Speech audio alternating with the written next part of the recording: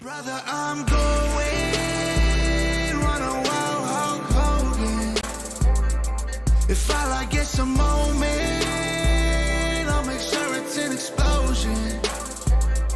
Cause lately I've been seeing stars, trying to kick out on this short course. But it's no holds barred, middle fingers like I'm Stone Cold. And what is up, CWC? We are back with a special edition of the Slapping Me Wrestling Podcast. As always, I'm We Too Deep. And we're going to do, as you can tell by the title, we're going to do a No Mercy, NXT No Mercy predictions. And typically this would, be in an episode. However, I recorded Wednesday's episode prior to NXT on Tuesday, and therefore I didn't know who was going to face Dominic, and so I didn't want to do a full breakdown of like predicting this and not have all the matches. And so we're gonna look at breaking this down from Bakersfield, California, which is I think the last I saw there was like 900 tickets remaining out of, I think there were just short of 6,000 available. So pretty decent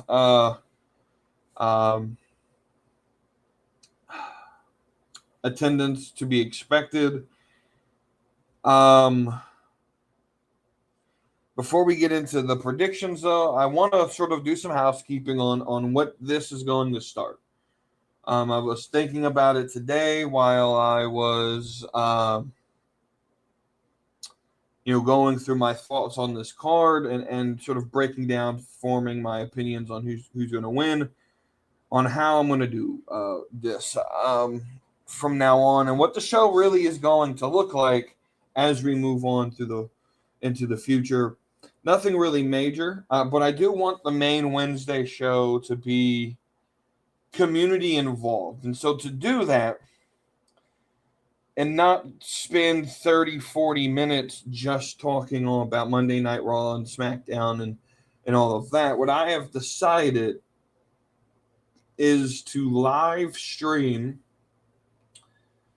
all PLEs, all Monday Night Raws, all Tuesday night NXT, and every Friday night SmackDown. We will get a lot more content out of me outside of just the normal Wednesday show.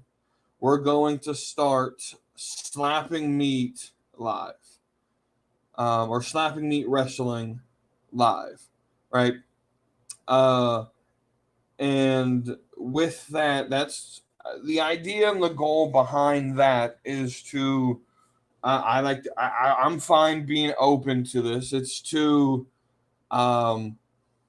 generate a community that and give that community feel. So it's not just me talking for 95 minutes about all of these things. But the bigger thing is this allows me on Wednesday to sort of focus on the more fantasy booking, guess that champion, guess that storyline, more community involved discussion rather than, discussing the actual product itself.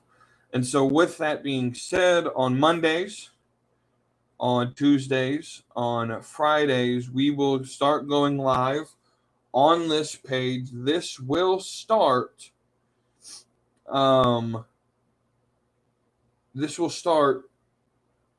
tomorrow night. I'm recording this on Thursday. This will start Friday night with a sort of test run. We'll figure it out. It will also go through Saturday. For No Mercy will be live streamed, and then So the idea is join the conversation, watch along with me. This also allows me to sort of stay focused on the show. I feel a lot of times I don't enjoy Raw as much because I'm not paying full attention to it. And so with that, there's like a lot of different factors that I thought of today that I'm I'm 100% fine going live and talking by myself, but then maybe every now and then bringing on a guest for a match or two, or just having that community involvement and you guys asking questions. I got 3 hours to fill in on Monday night. That's not just going to be all about ask your questions, Q&As, stuff like that. The second thing. Outside of that big announcement, the second thing is we do have merch available.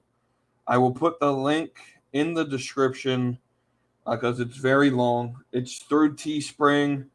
I know it's like Slapping Meat Wrestling Podcast and then whatever Teespring's little website is. I'm working on getting that maybe link redirected to where it's just going to be slappingmeatwrestling.com. But as of now, I don't think that is working. And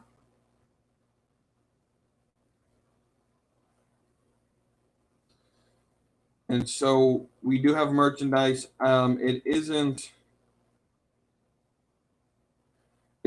going to be like a requirement. You don't have to buy it. I'm not going to force you all to buy anything.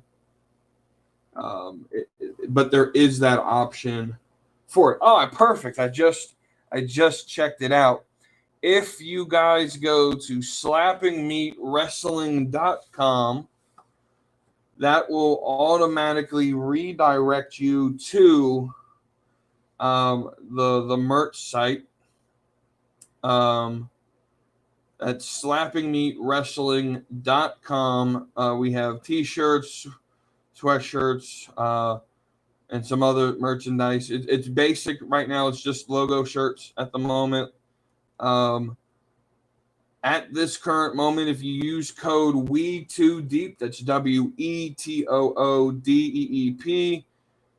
at checkout, it's 10% off the whole order. Again, that's promo code WE2DEEP for 10% off your order at slappingmeatwrestling.com. So that's our little housekeeping, some cool announcements. I will. A final thing about the t-shirts. I'm not a graphic designer, so don't expect. And I have very little knowledge or desire. I'm not super creative and artistic when it comes to like designing t-shirts. So probably like what we got up there now is probably what's going to be there, right? I'm not super talented and creative in that aspect. And so what I will say right now is if you are talented in that aspect and can create designs or anything and you want to send them to me to put on a t-shirt, I can't compensate you for it. So all proceeds will go to me. I just, it'll just be too complicated. And so I want to preface, if you send me your work, your compensation will be you'll get a free t-shirt. I'll order you one and send it to you of your design. So that's your compensation is you'll just get a free shirt out of it. I can't pay you for it at the moment. I was thinking earlier, and I'm just sort of shitting. I'm just shitting the bull right now. Whatever the fucking slang is. I'm a little bit worn out from work today, so I don't really know what the fuck I'm saying. And I'm sick. I don't know if you could tell on Wednesday's episode, but I really wasn't super high energy like I normally am. And it's because I'm a little bit drugged out with all this sinus medicine and stuff that I'm on, because I'm definitely getting in the process. That is that time of year I get sick, the one time per year that I get sick.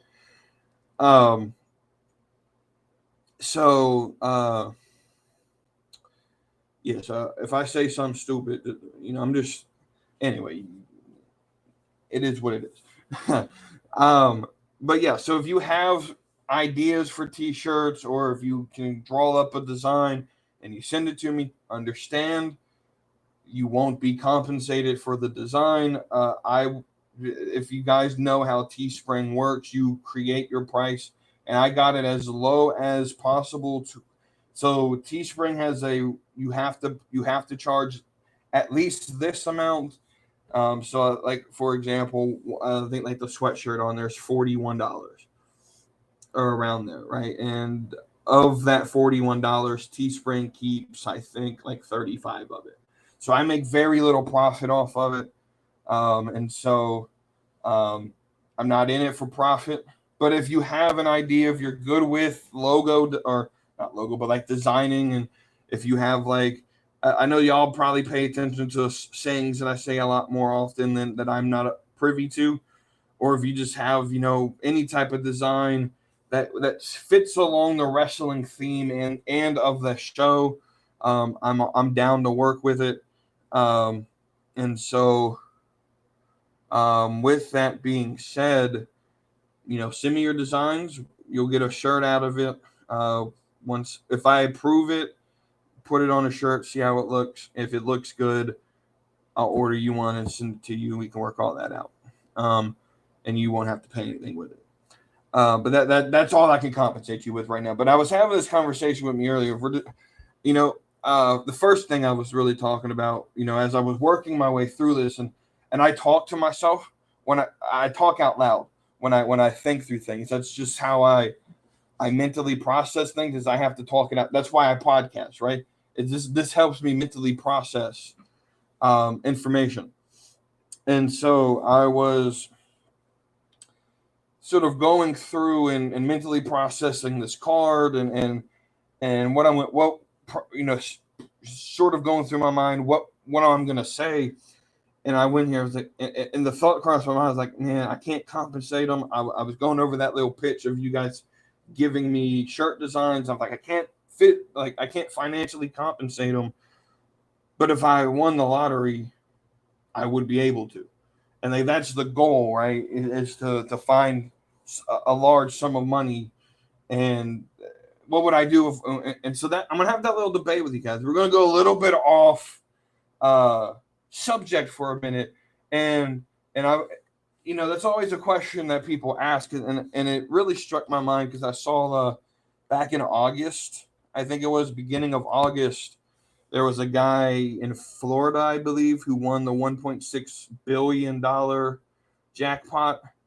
And he just came forward. He had like 4 or 5 days left before he was no longer eligible to claim his victory, and so he came forward today to claim his prize. And I saw that as I was scrolling on Facebook, and the thought came to my mind, is like, what would I do if I won $1.6 billion? Right, and everyone automatically sort of uh, says, "Oh, I'm going to buy me a car. I'm going to build me or buy me a house. I'm going to, quit my job. Blah blah. This, that, and the other." We know the common answers. Or you can be the guy. I forgot what news channel it was on. It was several years ago, um, when the jackpot was super high again, and everyone was buying tickets. And this dude bought a ticket, and the news interviewed him and was like, "What are you gonna? What would you buy if you won?" And he walked up, and they handed him the mic, and he said, "Cocaine and strippers." And I wish I had the video. I could show it to you, but yeah, that's not me though. So that's not what I would buy. I would legitimately start a not just a podcast network, but like a whole broadcasting network where it would be like not just videos on YouTube, but like actual um, like content from like children's shows to adult entertainment. And by adult entertainment, I don't mean triple X. I mean like South Park level animated cartoons or whatever. Like I would hire a bunch of people and I would start a whole network. Because I think there's a lot of talented people out there who they're talented, but they don't want to be bogged down by someone like a Disney where they have to follow a certain, they have to be bogged down by all these rules of what they can and cannot make content about. And I'm a huge advocate outside of wrestling. I'm not going to get too political, but I'm a huge advocate for freedom of speech. Even if it's something I disagree with, you have the right to say it. And so I would start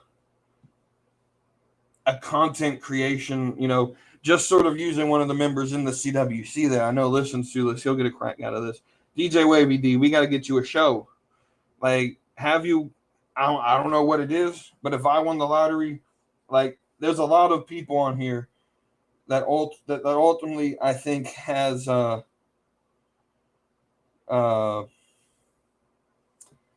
lot of ideas and talent that I think we can make some magic with it. And DJ Wavy D is one of those. I don't know what it is yet. I don't know if I want to have him walking down the streets of random cities trying to pick up ladies, or I don't know. He has that personality. If you've ever seen any of his stuff, if you're in the Discord, ask him about his YouTube channel. I don't remember what it is off the top of my head, but he's pretty funny, and I think there's some content we can make out of there and have a good old time with that. But yeah, and so that's what yeah, of course I'd get a new car. Yes, I'd buy myself a house. The third thing would be, I'm a strong proponent of family and taking care of who've taken care of you. And so I make sure my mama and my daddy are set. But that's it, right? That's all of the rest is going into, I'd quit the job I'm at now, but I'm not going to stop working. I mean, we're going to put in work, just working for myself and whatever that means. Right. And so I personally would love to have Slapping Meat Wrestling as a promotion, along with the podcast, along with creating other types of content, just that. Right. And so, that's the long-term goal. If we can have someone, finance that, or if I can just, anyway, let's get to what you came here for. Let's get to what you came here for, which is breaking down, talking about. And so when I said I'm going to do this video, it's like, this could be a quick 10 minutes where I just go through all the matches and predict the winner. But I was like, well, that's just a waste of time. Let me go down. We'll go match by match, and we'll sort of talk about the match. We'll sort of preview. And so this sort of goes into what I'll do with Premier Live events, starting with what's the next one? Fastlane. With Fastlane, rather than predicting and then doing a preview show and then doing a review show, when we live stream these Premier Live events, I'm going to go live about 30 minutes before the show goes on. Now, these are only going to be on the ones that are at 8 p.m. Eastern time. The Crown Jewels and the one in Australia, I'm going to miss. I'm going to miss live streaming that just because I'll probably be at work during that time. Or doing something else during that time. And so, we'll starting with Fastlane. We'll do a preview prediction 30 minutes, just like they do on WWE or Peacock, not WWE Network, but on Peacock, they do their own, preview show. I'll set up my own preview show, talk about these things, and then that'll go into the actual show itself. And then at the end and then starting Saturday with No Mercy, we'll do the review, my reaction to the show itself on the same live stream. That way it's not taking up part of the Wednesday show, right? And so there won't be any reaction or predictions on the Wednesday show. That will be on the live stream itself, right? And so just so and again, I'll remind everyone about this as they come up. But this will be the last time I ever do anything sort of special, either its own episode, because every now and then I would do I would do something like this where it would be its own episode for predictions, right? But anyway, let's break down. We got 7 matches. One match was the pre-show match was actually added today, so I'm glad I waited to break this down. That pre-show match is Kalani Jordan versus Blair Davenport. Now, in terms of the story, with Dana Brooke being released, I don't know necessarily what the story is and what it goes on to. My assumption was it was going to end up being Kalani versus Dana, but with her being released, that obviously isn't going to be the case.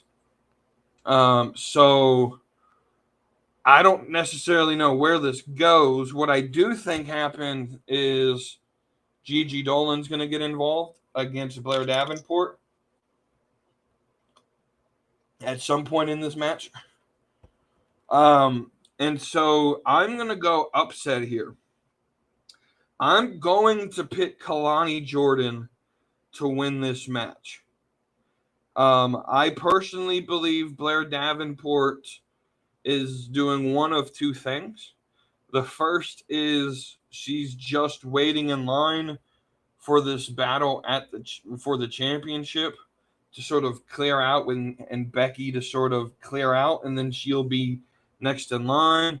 Or the more likely, what I believe, is she is just waiting her time. They're waiting their time with her, and she's going to go and lead NXT Europe. When that gets started, I'm assuming at some point next year. And so I don't necessarily think we'll see a lot of Blair Davenport in the main title picture. But I don't necessarily think we need to see her in that main picture, because I think the main picture, like the title picture right now, is pretty freaking awesome right now. And it's loaded, and there's a lot of people there. You got Tiffany, of course, Becky, Lyra, Kiana, and really you only need about 4 or 5 people in the picture at a time, right? Or else it gets a little bogged down. So I'm going to go Kalani Jordan to win that match. The first main card, or I guess major, the actual show, the main show match, right? Not pre-show. We'll talk about will be British Round Rules match for the NXT Heritage Cup. Noam Dar versus Butch.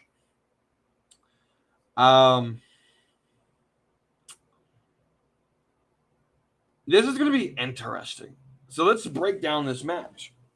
Because I looking at it, I don't see this being as easy to predict as a lot of people may make it out to be.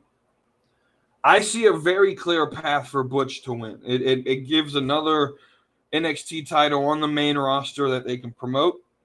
Can you imagine Butch coming out the Friday after this show with this title? Or with this giant cup, walking out with the Brutes, right? But I also don't see a reason for Noam Dar to lose the cup at this point. So, I don't necessarily know, and this is what I like about this match, is I don't know where it's going. I don't know what the actual, right, first off, I did not, when we looked at this Global Heritage Invitational, and you showed me the people in this invitational, I got this thing all wrong. I thought Group A's winner would have been Tyler Bate, and Group B's winner would have been Frazier, and we would have had Bate versus Frazier, and I thought for certain Tyler Bate was going to be the next in line to challenge for this thing. And that's not at all how it works. It's not at all how this works. Butch came out of nowhere. Joe Coffey came out of nowhere. So I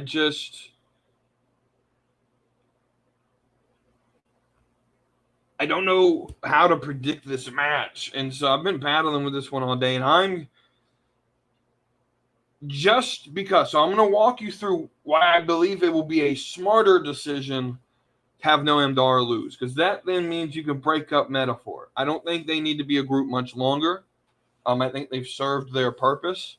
You can break up metaphor, have Noam Dar go back by himself, have Oro Mensah go out by himself, and Lash Legend and Jakara Jackson can go out and I sort of fantasy book this of what if this is where Jade comes and they become the baddies, and they split from Noam Dar. You can make this sort of like a string. You could start with this match, have Noam Dar lose, and have that be the string through the whole show, where maybe after the match he lost the cup, and so he's breaking down and he's crying to Mensa and Legend and Dakar Jackson, and they're just not going to deal with him being a little bitch anymore, and so they just walk away without him and they quit the team, right? And then halfway through the show, you can show Jakara Jackson and Lash Legend sort of talking to each other as they walk into a locker room, right? But it obviously isn't their locker room because they knock on it and someone opens the door. We don't see who it is, and then that's when at the very end of the show, that's when Jade is introduced, and the baddies are introduced. I don't know. That's just sort of like some fantasy booking that I was playing around with. Ultimately, though, I just can't see Butch winning it. So my guess is going to be Noam Dar retains. Ultimately, I think the plan is to have Oro Mensah beat Noam Dar. I think that's where the break happens, and that's what ultimately ends up happening is Mensah versus Dar. And so Noam Dar to retain. The next match that I want to talk about is the Fatal 4-Way Tag Team Championship match between Tony D'Angelo and Stax Lorenzo, Luchin Price and Bronco Nima, which are now known as OTM or Out the Mud, which is a very good team name, by the way. I love that. The Creed Brothers, and then Humberto Carrillo and Angel Garza, which are they going by Los Lotharios still or not? I don't know. But Humberto Carrillo and Angel Garza as the fourth team. And this is gonna be a fantastic match. This tag division in NXT, fantastic. I'm really, the Creeds are. I know what the Creeds are, right? And so if you haven't been paying attention to the tag team picture in NXT, like the Creeds are like the veteran. This has like a little bit of everything for you, right? You have the vet presence of the Creed brothers, who've the longest tenured tag team here, right? But then you have Los Lotharios, who's been the team the longest. They're if you don't actually know this, Angel Garza and Humberto Carrillo are cousins, I believe. They share the same grandfather, I believe, is what like realistically in real life, and that's the story. That's the gimmick they're playing around with now. Is following in their grandfather's footsteps. They are related, and so I think they've been around each other since they started wrestling, and so they have the most sort of like experience together. But the Creeds are actual brothers as well, and so they have that going on there. Tony D'Angelo and Stax have the sort of mob mentality going on here. Don't know what you're going to get with them. And then the team that really surprises me, and this is the wild card team, is OTM. Because they're big, they're massive human beings, but they're fast. They're insanely talented for as little as they've been in this business of being former football players. Again, just a testament to how good the Performance Center is. Ultimately, I'm going with Los Lotharios. I don't know what it is. This is a gut feeling. I probably wouldn't make this decision if you would ask me. This is the 1 out of 100 chance that I would ever do this again. But I just have this gut feeling that I've had all day that Los Lotharios is going to win this match. So we're going to go with Los Lotharios. We're going to trust my gut here. I'm probably going to get it wrong. But I really think that they're going to treat them right here in NXT. And I don't necessarily think D'Angelo and Stax need the title. per se. And I think OTM, it's just not their time yet, but it will be.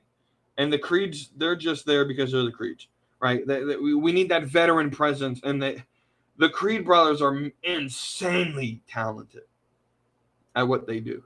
But yeah, we're going Los Lotharios there. We'll then now talk about Trick Willie.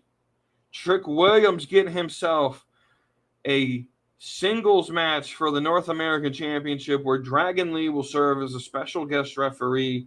Of course, Dominic Mysterio is the champion.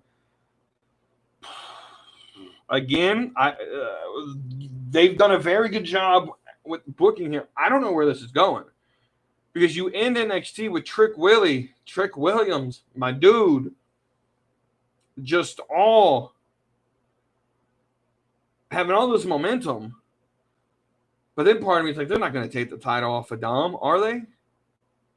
Is this how they continue the story with Dragon? Like, what's going to be the story? There's so many ways it could go. My guess is Trick Williams is walking out as NXT North American champion.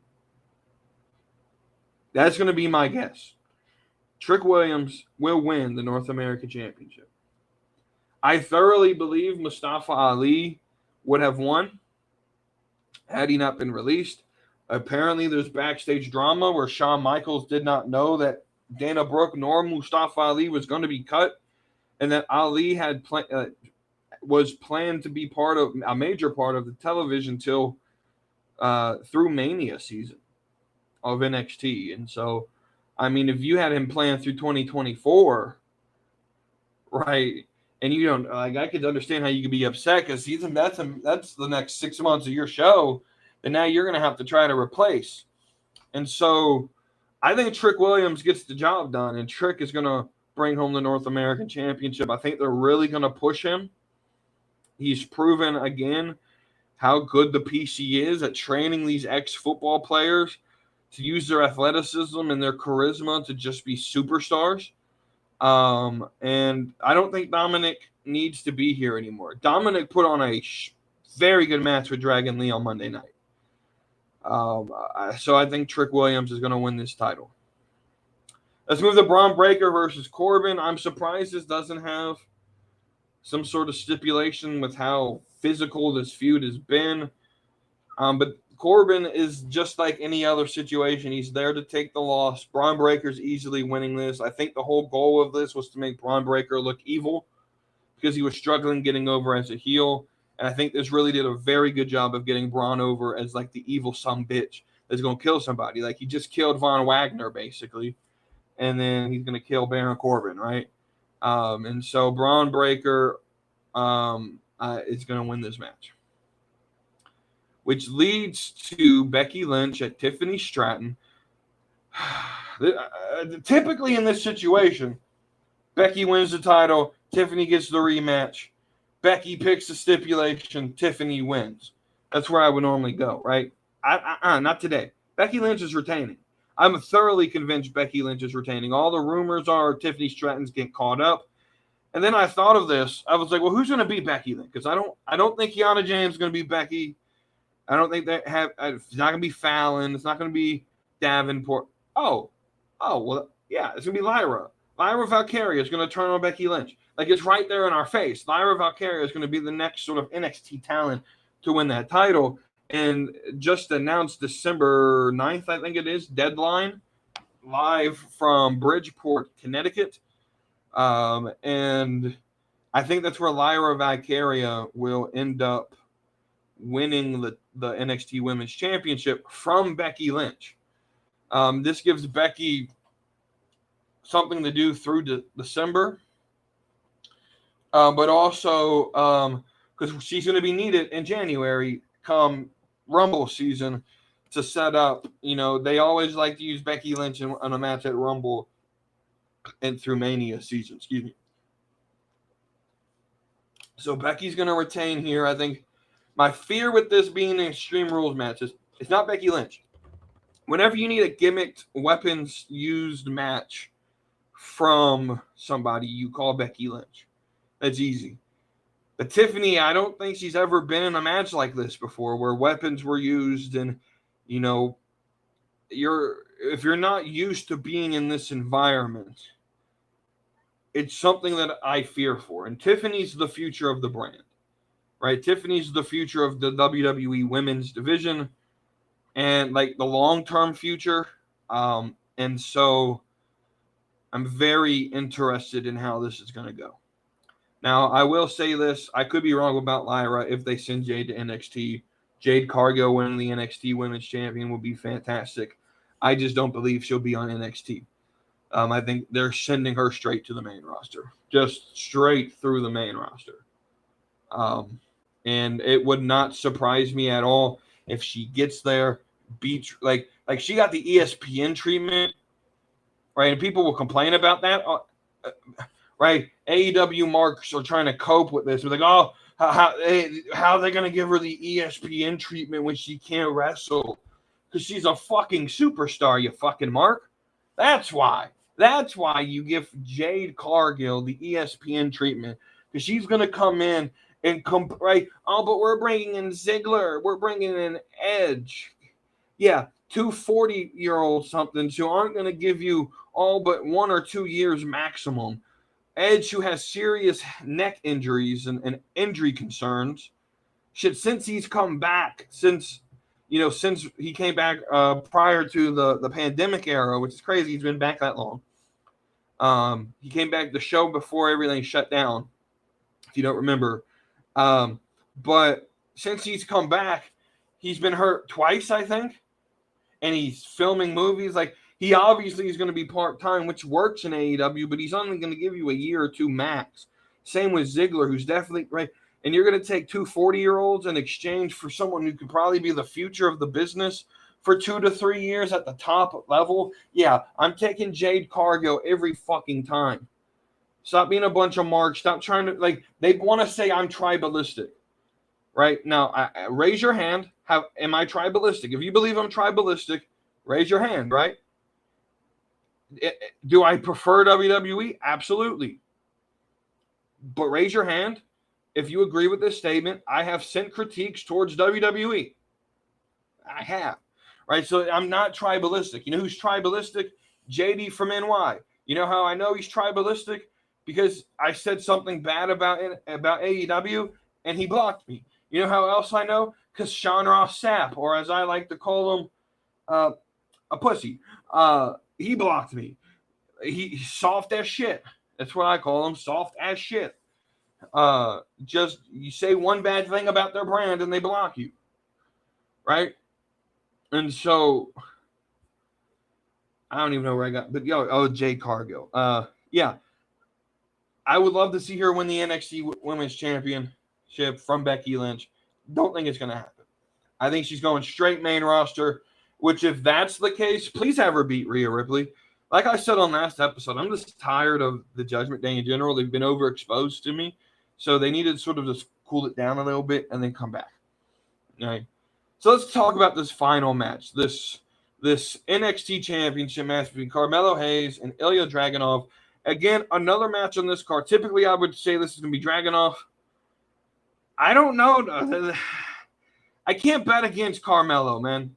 I just can't bet against Carmelo. He's my pick. Carmelo Hayes. I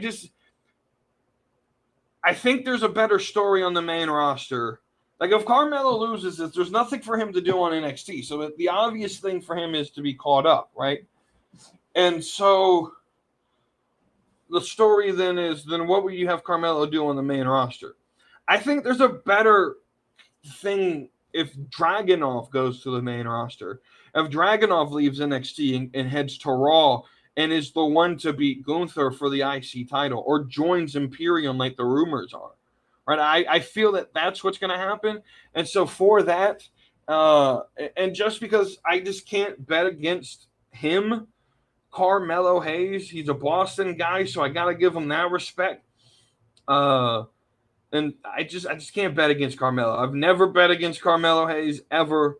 And I'm not going to start today. Carmelo Hayes, the Trick Mello gang will both be champions at the end of this show.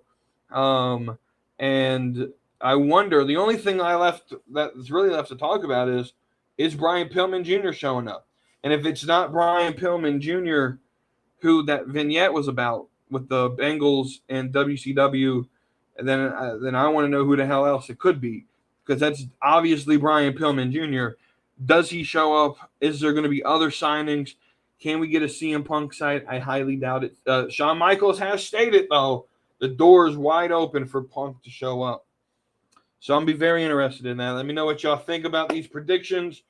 Live stream SmackDown tomorrow night, 8 o'clock Eastern time. Link will go up when we go live. And we're also going to go live for No Mercy on Saturday, 8. We'll probably start around like 7:50 Eastern time, since I've already predicted it. But most of the streams will be 7:30 Eastern time. But with that, again, links will be sent when we go live. Thank y'all for watching this. Let me know what you think. Send in your predictions. Who wins these matches? And let me know, are you going to be watching NXT No Mercy? If you are, I can't wait to watch it with you. Join the live stream. And again,